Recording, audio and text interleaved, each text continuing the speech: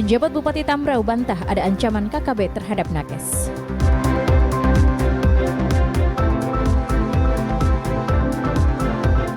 Cabang olahraga tinju Papua Barat siap ikuti Prapon di Makassar.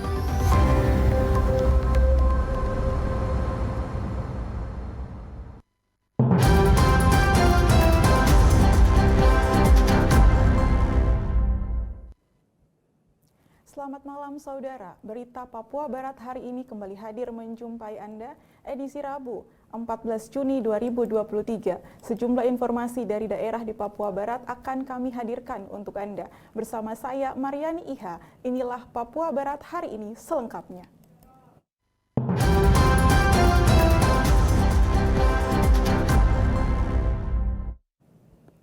Pasca penangkapan 19 aktivis Komite Nasional Papua Barat atau KNPB di Distrik Mamus Bama, Kabupaten Tambrau, Papua Barat Daya, penjabat Bupati Tambrau akan memperketat penggunaan dana desa guna mencegah aliran dana untuk mendukung separatis.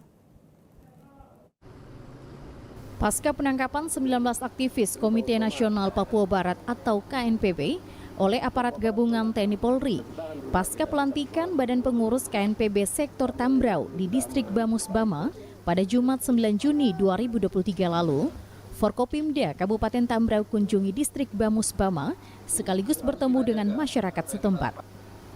Penjabat Bupati Tambrau Engelbertus Kocu mengatakan, pertemuan ini untuk menjalin silaturahmi lebih dekat dengan masyarakat karena peristiwa adanya penangkapan belasan orang yang terlibat dalam kelompok KNPB baru pertama kalinya terjadi di Kabupaten Tambrau yang dikenal selama ini terbilang aman tanpa gangguan keamanan. Bupati menegaskan, pasca kejadian ini pihaknya akan memperketat penggunaan dana desa guna mencegah aliran dana tersebut untuk mendukung separatis. Penjabat Bupati menyebut penggunaan dana desa banyak digunakan tidak benar, meski sudah ditekankan oleh Presiden. Namun ada oknum kepala kampung yang salah gunakan untuk kepentingan di luar penggunaannya. Penjabat Bupati mempertanyakan gerakan separatis bisa bertahan hidup di hutan. Jika tidak ada dana desa, pasti ada orang yang mendukungnya. Untuk itu, Pemda Tambrau akan memperketat sebagian wilayah yang masuk dalam zona titik rawan yang akan diverifikasi ulang bantuan dana desa. Iya, karena kebanyakan itu dana desa ini kan dalam penggunaan ini kan banyak yang tidak benar. Ya bukan saja di sini, saya pikir di tempat lain juga tidak mata untuk seluruh Papua ini. Ya, memang Bapak Presiden sudah memberikan kemudahan bahwa dana desa ini digunakan dengan baik, tapi banyak oknum-oknum kepala kampung yang kadang oknum ya, saya tidak bicara semua kepala kampung. Oknum yang kadang menggunakan dana desa untuk kepentingan-kepentingan yang tidak bagus. Ya seperti tadi juga saya kasih ketegasan. Ya saya dana kampung ini digunakan macam-macam. Misalnya gerakan separatis semua ini kan bisa bertahan di hutan karena apa begitu? Pasti masih punya uang tuh. Kalau tidak dana desa berarti ada orang yang bermain, ada yang mendukung, gitu. Sudah berjalan. Kalau tidak dia mau makan apa di hutan apalagi di Tambrau. Nah itu yang kita khawatirkan. Makanya saya sampaikan itu. Dan juga kita hati-hati dengan proposal tadi saya sampaikan juga. Nanti itu daerah-daerah yang kita sudah titik rawan kita akan verifikasi. Saya sudah sampaikan Kesra tadi. Tidak ada lagi kita dispon. Pak Kadis juga gitu. Bantuan-bantuan yang masyarakat kita turun verifikasi, cek ini benar tidak bikin apa.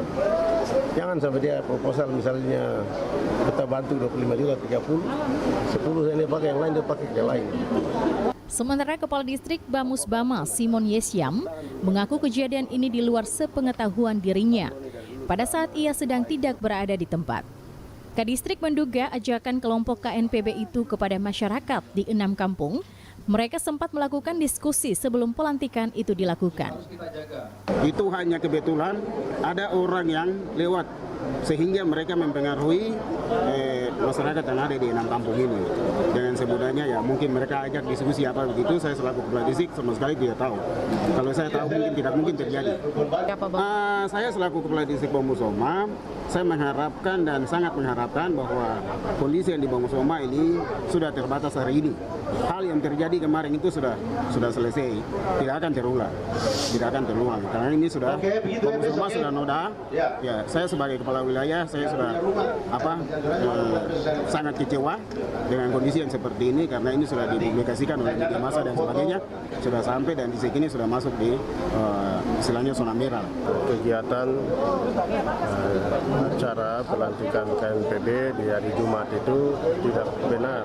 Itu hanya 1-2 oknum yang datang ke Bamusbama dan inisiatif dan memprovokator pemuda masyarakat yang ada di Bamusbama. Akhirnya mereka ikut terlibat. Kami di wilayah hukum adat suku Abun, Kabupaten Tambrau dan masyarakat suku Besar Abun, kami sama sekali tidak tahu. Dan kami tetap menjaga keamanan, ketertiban, sehingga daerah kita ini tetap kondusif. Pasca kejadian penangkapan belasan aktivis KNPB di distrik Bamusbama, situasi tetap berjalan aman dan kondusif. Michael Jasman, TVRI Papua Barat melaporkan. Pasca penangkapan aktivis KNPB di Kabupaten Tambrau dan isu terkait adanya ancaman oleh KKB terhadap nakes, situasi Kabupaten Tambrau aktivitas aman dan pelayanan roda pemerintahan berjalan lancar. Pelayanan terhadap masyarakat berjalan baik tanpa adanya gangguan. Pelayanan dan roda pemerintahan di Kabupaten Tambrau, Papua Barat Daya. Pasca penangkapan oleh petugas gabungan aktivis KNPB di Kabupaten Tambrau dan juga isu pengancaman terhadap tenaga medis di Kabupaten Tambrau tidak mengganggu jalannya pelayanan dan roda pemerintahan di Kabupaten Tambrau. Nampak Selasa pagi 13 Juni 2023, penjabat Bupati Tambrau, Engelbertus Kocu, memimpin apel pagi dilaksanakan di lapangan apel kantor Bupati Kabupaten Tambrau yang berlokasi di ibu kota Kabupaten Tambrau di VEF. Apel yang dilaksanakan seluruh ASN ini berjalan lancar dan tidak terpengaruh dengan situasi dan isu yang sedang berkembang. Tetap bekerja melakukan pelayanan kepada masyarakat. Engelbertus Kocu selaku penjabat Bupati Kabupaten Tambrau menyampaikan jalannya roda pemerintahan di Kabupaten Tambrau berjalan lancar. Sementara pelayanan medis pasca adanya isu ancaman bagi medis yang dilakukan oleh KKB itu tidak benar dan pelayanan medis tetap berjalan. Penjabat Bupati menjelaskan isu ancaman KKB terhadap nakes tidak benar.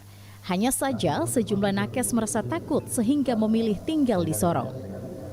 Kalau roda pemerintahan, aktivitas masyarakat sampai saat ini berjalan kondusif ya, berjalan aman kita. Terbukti dengan hari Senin kemarin kita apel laksanakan tugas, hari ini juga berjalan seperti biasa. Cuma situasi nakes itu biasa. Kadang-kadang memang mereka bukan nakes saja ya, petugas kesehatan lain juga dan guru-guru.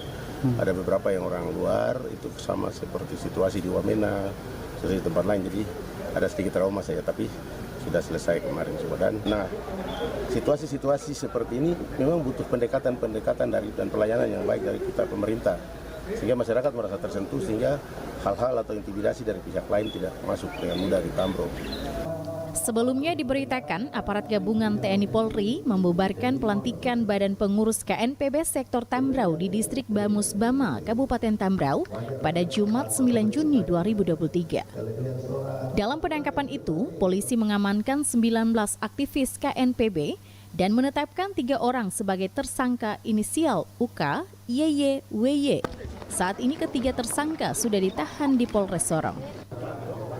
Michael Jasman, TVRI Papua Barat melaporkan. Saudara, Perda nomor 3 tahun 2018 tentang Manokwari Kota Injil akan direvisi kembali oleh pemerintah Kabupaten Manokwari. Namun sebelum melakukan revisi, Bupati akan membuka dialog bersama pihak terkait. Peraturan Daerah nomor 3 tahun 2018 tentang Manokwari Kota Injil serasa tak membuahkan hasil, yakni berdampak pada kehidupan masyarakat sesuai dengan isi perda tersebut. Perda yang mengatur tentang tatanan kehidupan sebagai kota yang damai, toleransi, dan saling menghormati belum berjalan secara efektif. Oleh karena itu, pemerintah Kabupaten Manokwari ingin merevisi kembali perda tersebut. Bupati Manokwari Hermus Indo kepada wartawan di Manokwari mengatakan bahwa sebelum melakukan revisi, Pemkab siap membuka dialog dengan pihak terkait. ruang dialog? Ya, yang jelas kita pasti akan membuka dialog. Biasanya revisi itu dilakukan, urgensinya ada 3. Ya. Yang pertama karena perda itu belum efektif dalam mewujudkan tujuan bermasyarakat, berbangsa, dan bernegara. Kemudian yang kedua, diharapkan perda itu harus menghasilkan kehidupan yang harmonis antar umat beragama. Jadi kalau misalnya sebuah perda itu implikasinya negatif dan juga akan berdampak pada terjadinya konflik dan juga kekerasan sosial, itu tentu perda itu tidak efektif sehingga perlu kita revisi. Hal lain yang perlu diperhatikan, yakni muatan perda harus jauh lebih kompetitif untuk mengakomodir seluruh kebutuhan masyarakat dan juga kebutuhan daerah.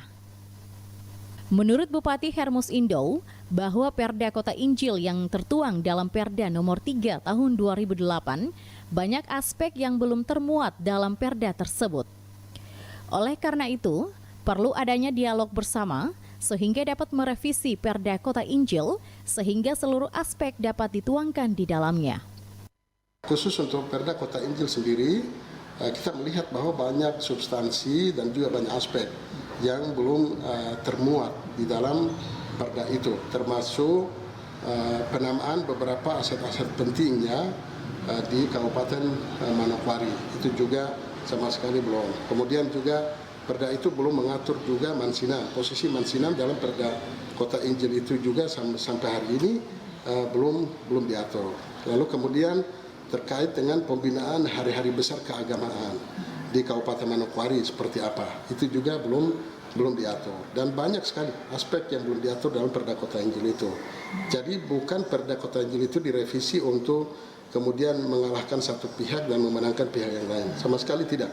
Tapi saya tahu apa yang harus saya lakukan untuk membuat perda ini jauh lebih berkualitas dan bisa menjawab seluruh kebutuhan pembangunan di Kabupaten Manokwari. Lebih lanjut disampaikan Bupati bahwa makna dan substansi dari Perda Kota Injil harus benar-benar dipahami, sehingga tidak muncul opini yang mengartikan Perda Kota Injil hadir mendiskriminasikan umat beragama lain, namun harus identik dengan ajaran kasih. Arina Irianan, TVRI Papua Barat, melaporkan.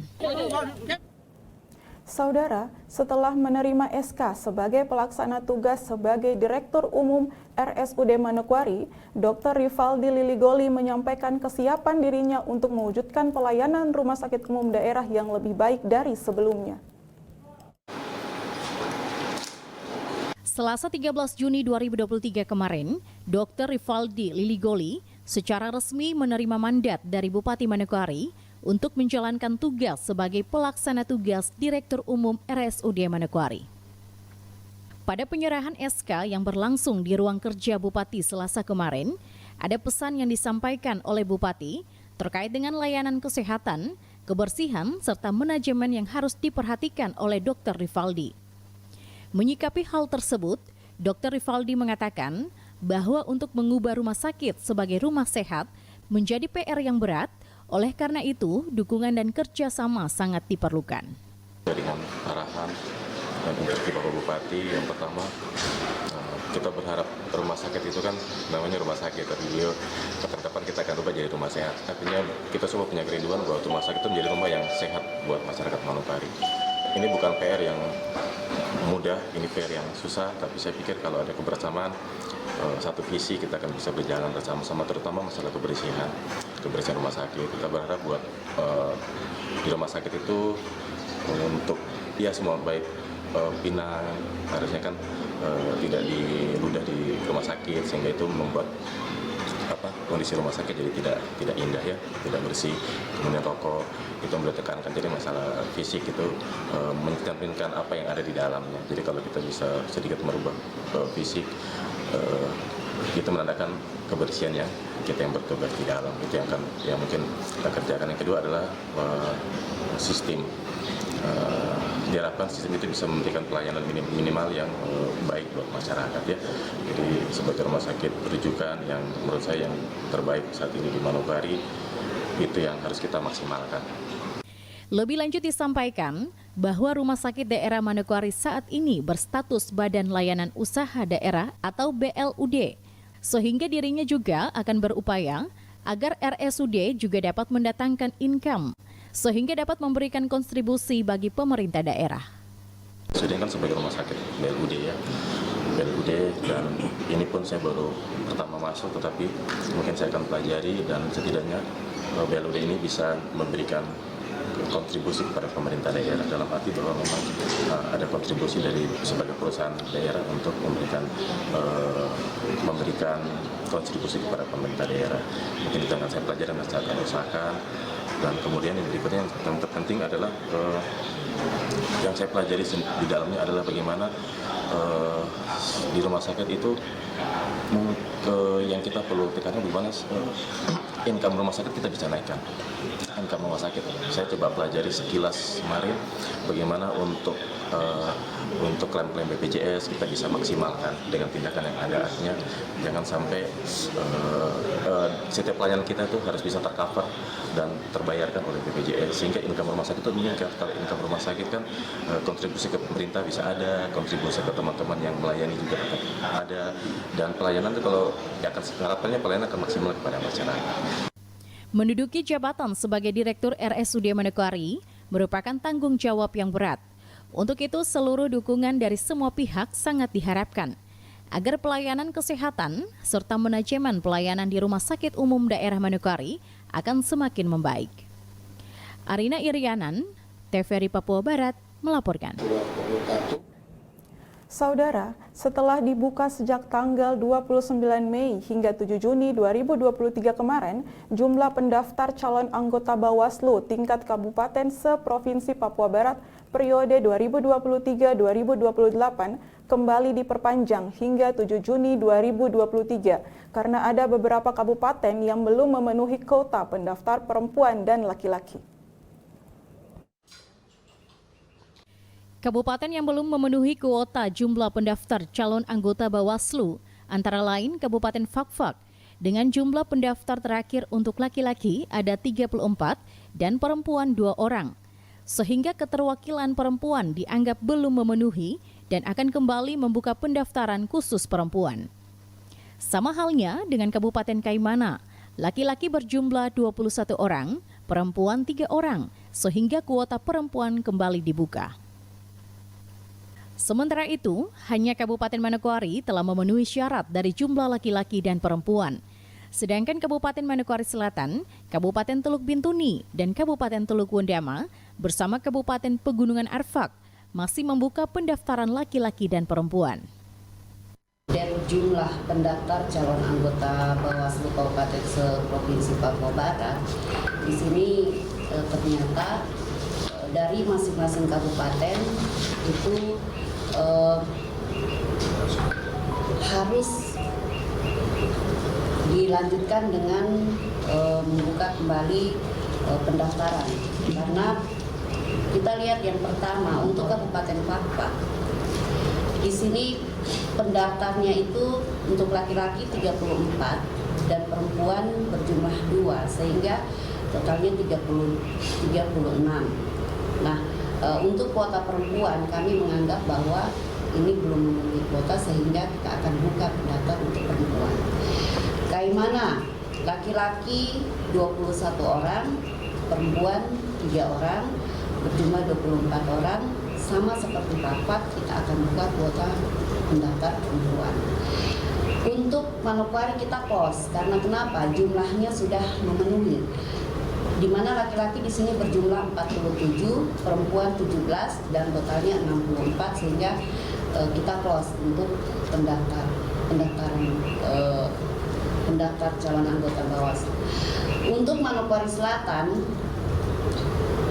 jumlah laki-laki 6, perempuannya 13, jumlah totalnya 19 sehingga kita buka pendaftar laki-laki dan pendaftar perempuan. Untuk Teluk Bintuni, jumlah pendaftar laki-laki 23, perempuan 6, total 29. kita juga buka pendaftar laki-laki dan pendaftar perempuan. Teluk Bondama, jumlah laki-laki 9, jumlah perempuan 4, total 13, sehingga kita buka juga pendaftar laki-laki dan pendaftar perempuan. Dan terakhir Pegunungan Arfak, jumlah laki-laki 17, perempuan 4, total 21, kita buka pendaftar laki-laki dan pendaftar perempuan. Ketua Tim Seleksi Calon Anggota Bawaslu tingkat Kabupaten se-Papua Barat, Shores Aunsu mengatakan, walau ada 4 kabupaten yang dibuka pendaftaran khusus perempuan dan 2 kabupaten lain dibuka pendaftaran perempuan dan laki-laki, disesuaikan dengan kebutuhan daerah maupun komisioner mereka.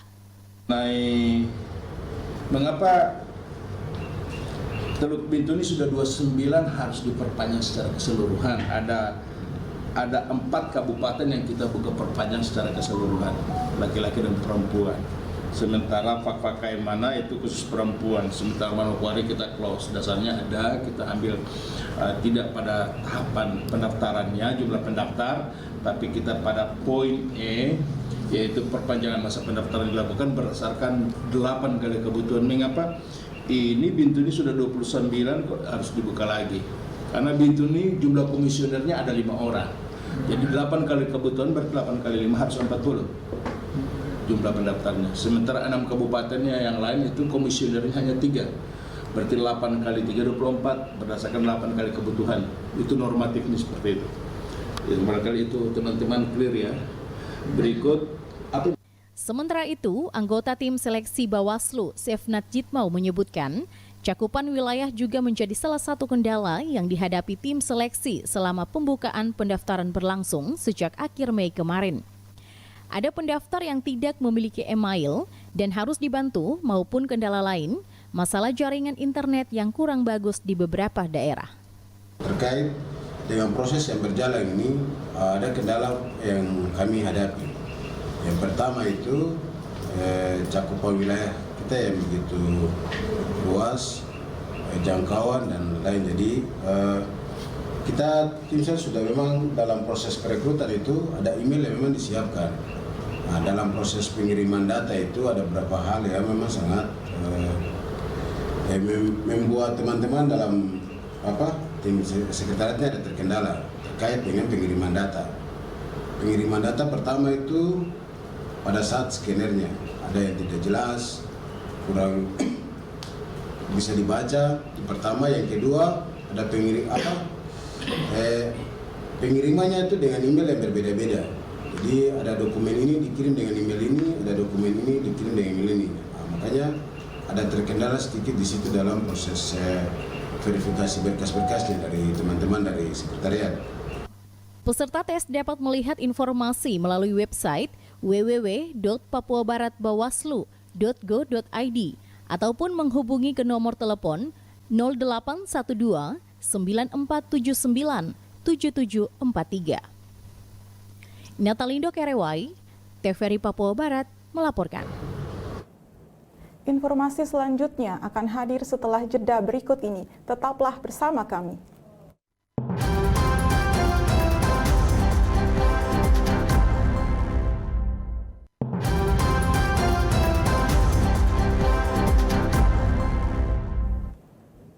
Terima kasih Anda masih bersama kami. Saudara, guna pembangunan Pasar Sanggeng sebagai sentral ekonomi di Kabupaten Manokwari, kesiapan lahan saat ini telah mencapai 75%.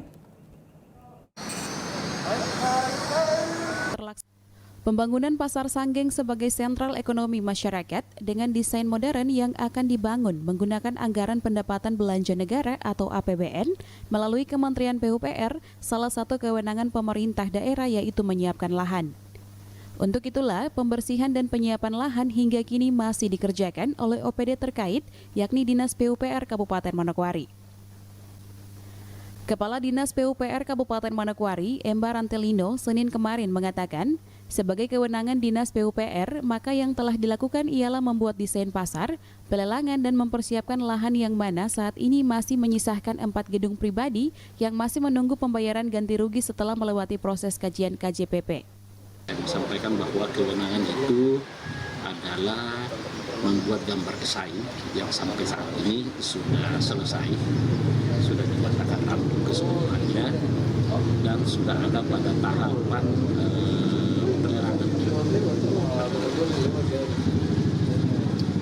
Terus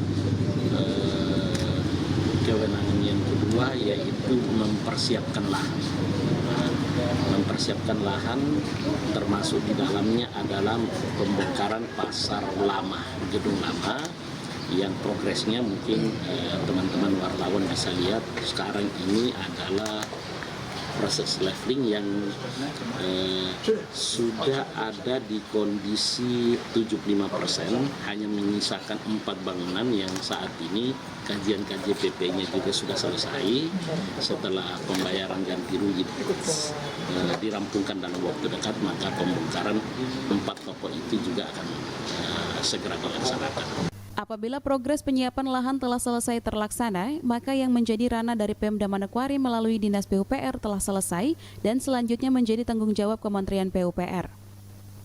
Terkait dengan lelang bagi konsultan yang akan mengerjakan pembangunan Pasar Sanggeng, jelas Rantelino bahwa untuk konsultan manajemen telah dilakukan, sedangkan untuk konsultan fisik segera dilakukan.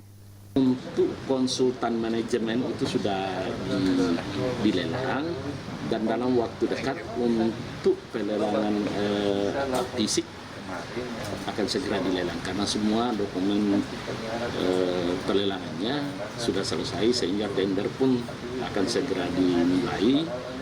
Untuk tahap pertama karena ini MYC atau multi years contract yang kemudian akan memakan 2 tahun anggaran yang diperkirakan rampung di pertengahan bulan Juli 2024 seperti itu. Lebih lanjut disampaikan bahwa 4 gedung pribadi yang masih berdiri kokoh telah ada kajian KJPP merupakan ranah dari Dinas Lingkungan Hidup dan Pertanahan. Hasilnya juga telah dikeluarkan sehingga pembayaran ganti rugi akan dibayarkan sesuai dengan hasil kajian. Untuk pembangunan Pasar Sentral Sanggeng diproyeksikan menggunakan APBN sekitar 140 miliar dengan konstruksi bangunan beton 3 lantai sehingga pengerjaannya tentu akan dilakukan oleh perusahaan yang kualifikasinya benar-benar teruji. Karena pengerjaan pasar masuk dalam pembangunan skala besar dengan sistem multi-year contract. Arina Irianan, TVRI Papua Barat melaporkan. Saudara, cabang olahraga tinju Papua Barat siap mengikuti 20 kelas yang dipertandingkan pada Prapon yang akan dilaksanakan di Makassar pada bulan Juli mendatang.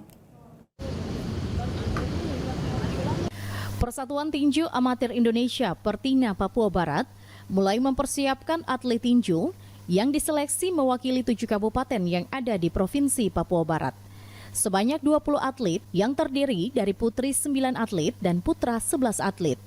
Saat ini pemusatan latihan telah dilakukan semua atlet. Saat ini berada di Kabupaten Manokwari, Papua Barat. Peki Yomaki, Kepala Pelatih Cabang Olahraga Tinju Papua Barat mengatakan, semua atlet sudah siap. Saat ini untuk penyesuaian fisik kembali kami genjot pada minggu pertama masuk penampungan dan saat ini dalam tahap pemantapan untuk siap bertanding.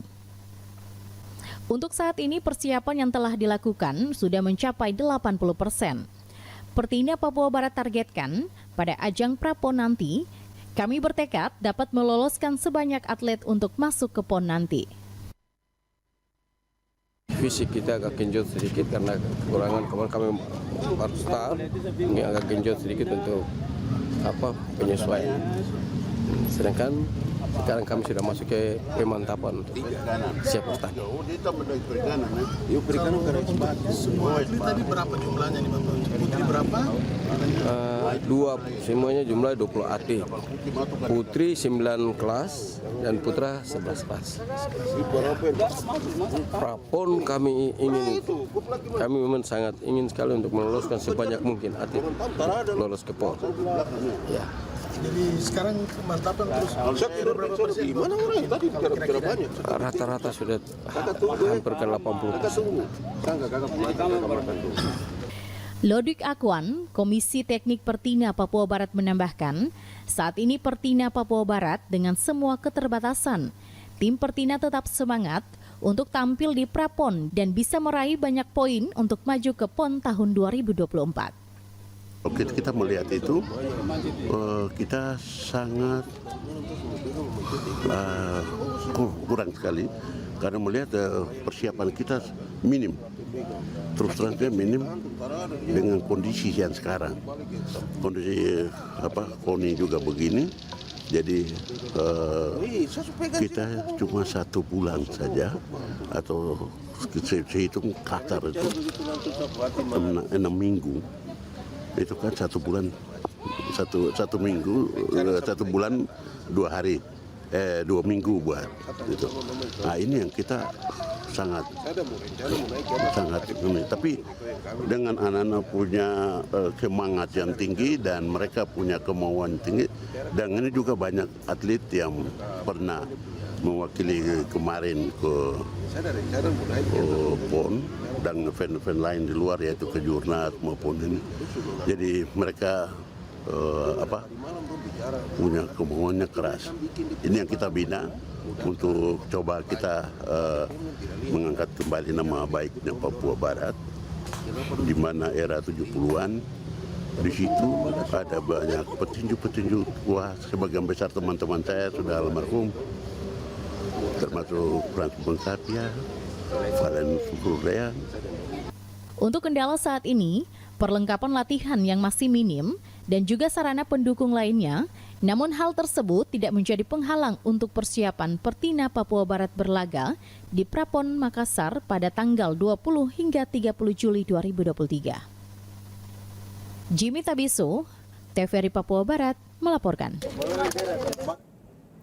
Sebanyak 66 anak TK Be Happy Holy Kids Manokwari tahun pelajaran 2022-2023 mengikuti proses penamatan yang dirayakan secara meriah yang diberi nama Pesta Ceria.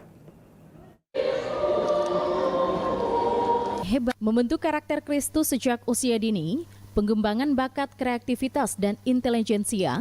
Acara penamatan Taman Kanak-kanak TKB Happy Holy Kids Manokwari dan kelompok bermain berlangsung Sabtu pagi di salah satu hotel dalam kota Manokwari. Prosesi penamatan diawali penyerahan piala dan ijazah oleh Kepala KB dan TK Happy Holy Kids Ferawati Samatimbang kepada 66 anak dari Taman Kanak-kanak TKB dan kelompok bermain yang naik ke TKA. Selanjutnya anak-anak TKB kembali menampilkan permainan musik angklung dan paduan suara dengan bernyanyi untuk Miss mereka. Dalam sambutannya, Ferawati Samantimbang menyampaikan, memaknai pesta penamatan KB dan TK Happy Holy Kids Manokwari sudah menjadi program tahunan.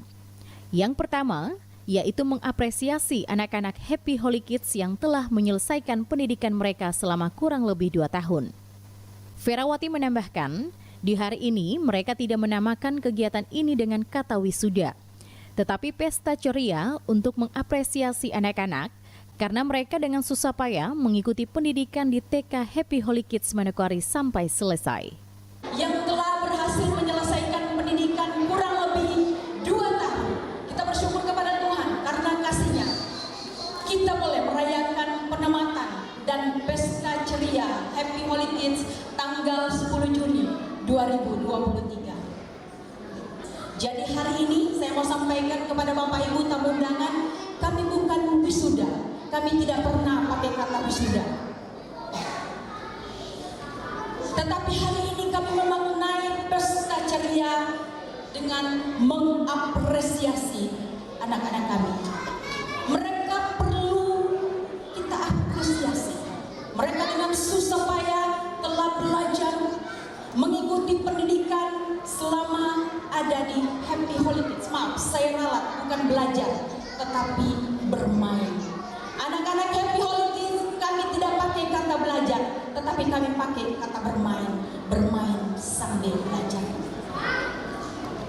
Sekretaris Pokja Bunda Paut Kabupaten Manokwari, Christmas Julian Marola, dalam sambutannya menyampaikan, penamatan TKB Happy Holy Kids Manokwari merupakan pemberian ijazah bagi lembaga pendidikan yang telah menyelesaikan studinya, di mana kebersamaan kurang lebih 2 tahun merupakan titik awal mempersiapkan anak-anak dalam meraih cita-cita mereka 10-20 tahun ke depan. Yang berarti wisuda merupakan pemberian ijazah kepada siswa atau mahasiswa oleh lembaga pendidikan bagi mereka yang sudah menyelesaikan studinya. Namun hari ini kita lebih tepatnya menyebut dengan pesta ceria penamatan, di mana kebersamaan selama kurang lebih 2 tahun atau mungkin ada yang 4 tahun ini merupakan titik awal dari mempersiapkan anak-anak kita dari apa yang akan mereka raih ke depan kurang lebih 16 sampai 20 tahun ke depan. Untuk itu saya mengajak para orang tua agar menyadari bahwa momen ini merupakan awal mempersiapkan anak-anak kita memasuki dunia pendidikan secara serius dengan mengedepankan pendampingan orang tua terhadap anak-anak untuk dapat memasuki masa transisi PAUD ke SD tanpa harus memaksakan anak dengan calistung. Sementara itu, Ketua Yayasan Pelayanan Desa Terpadu, Markus Tiweri menyampaikan melalui parade tentang cerita Tuhan Yesus yang dibawakan anak-anak TK Happy Holy Kids Manokwari, mereka akan menjadi orang-orang hebat dan menjalani proses kebenaran firman Tuhan. Dan firman itu akan berkarya melalui anak-anak kita dan mereka akan menjadi orang-orang hebat. Patok mereka akan semakin luas. Mereka akan menjadi pemimpin-pemimpin yang hebat, konglomerat yang hebat, dokter yang hebat, guru yang hebat, apalagi bupati, gubernur yang hebat, hakim yang hebat, polisi, tentara yang hebat. Amin. Karena diproses oleh kebenaran firman Tuhan. Ini yang kami tanamkan di Happy Holy Kids dengan iman bahwa apa yang kami tabur, kebenaran yang kami tabur, nilai-nilai kekal yang kami tabur tidak akan pernah kembali dengan sia-sia. Rangkaian acara Pesta Ceria diakhiri dengan parade drum band yang diikuti seluruh kelompok bermain dan TKB Happy Holy Kids Manokwari dengan mengenakan pakaian berbentuk hewan, buah, dan pohon. Natalindo Kerewai, TVRI Papua Barat melaporkan. Kejuaraan karate Bupati Teluk Wandama Cup pertama dibuka Wakil Bupati Andarias Kayu Katui dipusatkan di Gedung Sasana Karya Pusat Perkantoran Rasie. Untuk pertama kalinya, kejuaraan Bupati Teluk Wandama Cup dilaksanakan di Kabupaten Teluk Bintuni, Papua Barat. Kejuaraan yang berlangsung 13 sampai 14 Juni 2023 ini dibuka dengan resmi oleh Wakil Bupati Andarias Kayu Katui. Di kesempatan ini, Wakil Bupati menyambut baik kejuaraan Bupati Cup 1 di tahun 2023. Sebab kejuaraan ini sangat penting dan strategis guna meningkatkan prestasi atlet karate baik di tingkat kabupaten, provinsi maupun nasional. Oleh karenanya, Wakil Bupati berharap para atlet karate bisa bertanding dengan baik untuk menampilkan skill dan kemampuan yang dimiliki dengan tetap menjunjung tinggi sportivitas dalam bertanding. Andarias Kayu Katui juga berharap melalui kejuaraan Bupati Cup pertama ini, nantinya ada atlet yang dipilih guna mengikuti kejuaraan di Banjar, Kalimantan Selatan pada 25 sampai 28 Juni 2023. Saya menyambut baik atas penyelenggaraan kejuaraan karate Bupati Era Bupati Teluk Wandama tahun 2023 ini karena menjadi sangat penting dan strategis guna peningkatan prestasi atlet baik pada tingkat kabupaten, provinsi, regional dan pada tingkat nasional. Namun juga sekaligus guna mengukur kemampuan para atlet dan menjadikan bahan evaluasi dalam melakukan perbedaan prestasi secara berjenjang, bertahap, bertingkat dan berkelanjutan.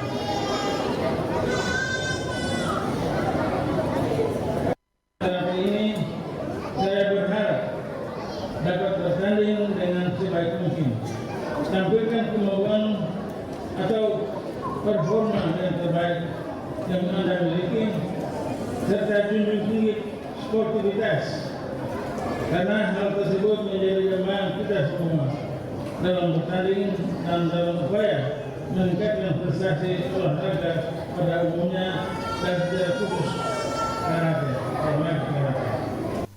Tonci Sumambui, TVRI Papua Barat melaporkan.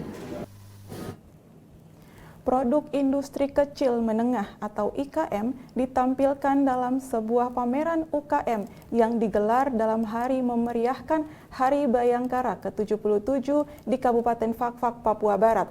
Nampak produk batik dan sirup serta manisan pala karya anggota Persit Kodim 1803 Fakfak juga ditampilkan di sini.